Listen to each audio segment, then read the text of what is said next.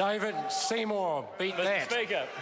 Mr. Speaker, I am sorry. I was going to bring my performing caucus, but we had a little bit of a problem at the last election, which we're hoping to rectify quite soon. It's always very difficult to follow the performance of the Māori Party in the adjournment debate, but congratulations to them. Mr. Speaker, I'd like to thank a bunch of people. First and foremost, the people of the suburbs of Mount Eden, Epsom, Parnell, Remuera and Newmarket who elected me to be their representative. I'd like to thank the people of the Epsom electorate. I'd like to thank the ACT Party and its supporters who have worked hard and believed in me to rebuild the ACT Party. And I think some of the people who are around the House just expressing some perhaps disdain for that possibility, I've got another thing coming.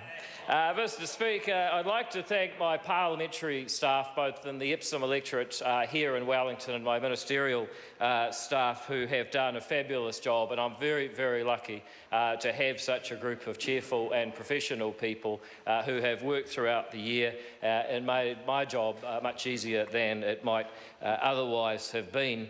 And I'd also like to thank all of the parliamentary staff around these buildings, the security, the people who clean the offices in the middle of the night.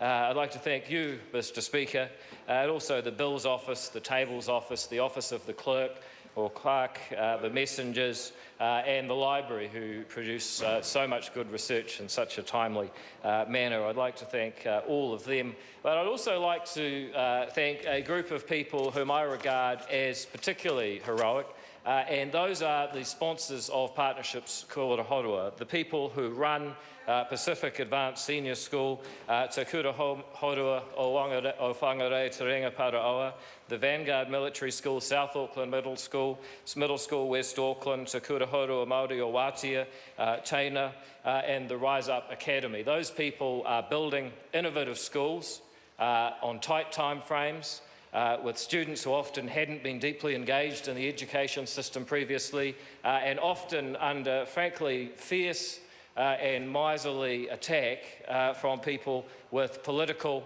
and self-interested motivations. And when you go to the prize givings of these schools, as I've been in the last few weeks, what you see is an outstanding group of educators who are changing kids' lives for the better.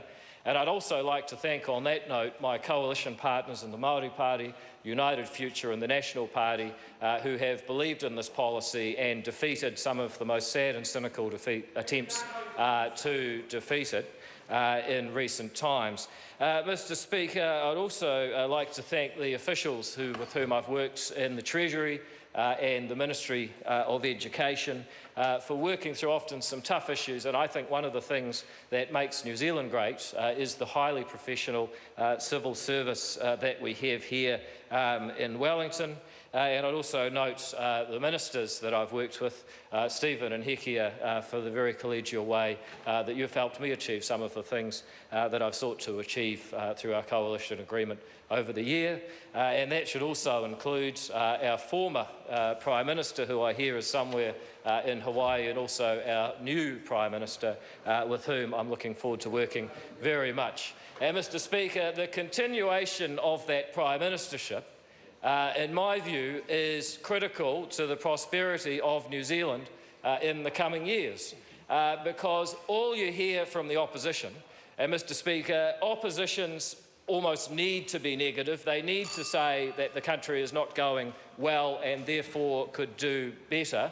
But this opposition actually are naturals at being negative. They actually can't help themselves. When you hear some of their speeches, you might be forgiven for thinking that we live in some sort of third world despotic dictatorship, and I can tell you that is not the view of New Zealanders that I talk to up and down this country. New Zealanders know that we need continued stable government with renewed energy for solving some of our most serious challenges. We need to double the house building rate in New Zealand to get back to 1970 levels. We need to make the education system the most equal in the world, not one of the least equal in the world. We need to lift productivity to grow again as it has in times past. Mr Speaker, those are all challenges that we're aware of. Those are all challenges to which the ACT Party has answers and very much looks forward to going to the polls and seeking the support of New Zealanders in 2017.